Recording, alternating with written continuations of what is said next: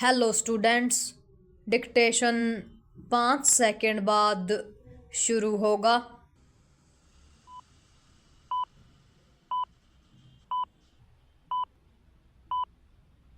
Start.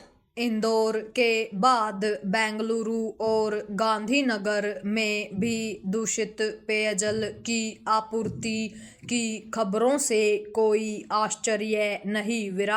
वास्तव में अपने देश में अधिकांश इलाकों में पेयजल की गुणवत्ता ठीक नहीं।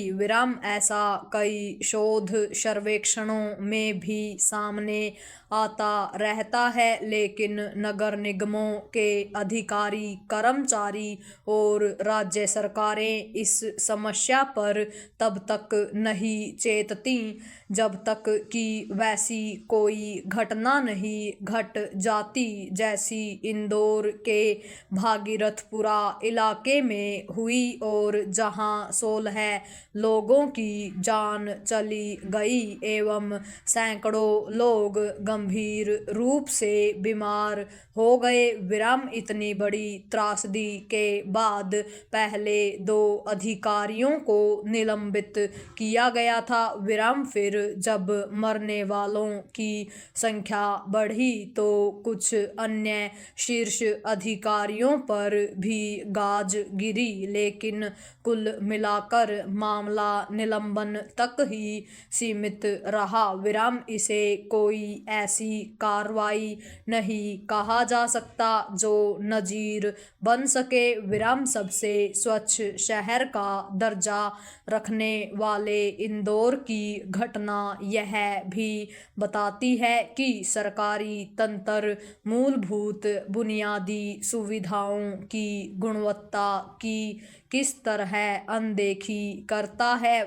इस अनदेखी में पार्षद से लेकर विधायक, सांसद और मंत्री तक भी शामिल रहते हैं। जिस तरह नगर निकायों के अधिकारी बिजली, पानी, सफाई से जुड़ी सुविधाओं का स्तर सुधारने को प्राथमिकता नहीं देते, उसी तरह नगर निकायों के संबंधित कर्मचारी और अधिकारी भी इससे दुर्भाग्यपूर्ण और कुछ नहीं हो सकता कि पानी जैसी बुनियादी आवश्यकता की गुणवत्ता पर भी ध्यान नहीं दिया जा रहा है।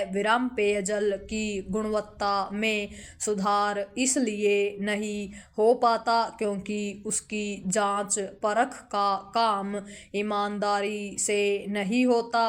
इसका दुष्परिणाम केवल यह नहीं है कि अपने देश में करोड़ों लोग दूषित पानी पीने को विवश हैं, बल्कि यह भी है कि बहुत से लोगों को खरीदकर पानी पीना पड़ता है अथवा पानी को स्वच्छ करने के लिए किस्म किस्म के उपकरणों का सहारा लेना पड़ता है।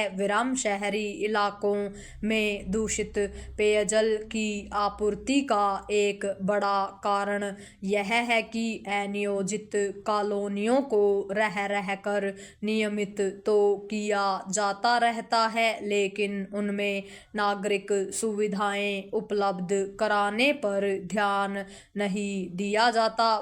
जनप्रतिनिधियों की निगाह केवल लोगों के वोट हासिल करने पर होती है। इंदौर का भागीरथपुरा इलाका एक अनियोजित कॉलोनी ही है। वोट बैंक की राजनीति के चलते इस अनियोजित कॉलोनी को नियोजित तो कर दिया गया, लेकिन इसकी परवाह नहीं की गई कि यहाँ सीवर लाइन और पाइपलाइन बिछाने का काम सही ढंग से कैसे होगा।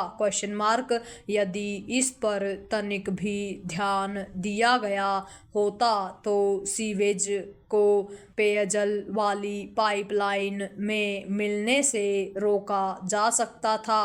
अच्छा यह होगा कि इंदौर की घटना से मध्य प्रदेश सरकार ही नहीं देश भर की सरकारें सबक सीखें।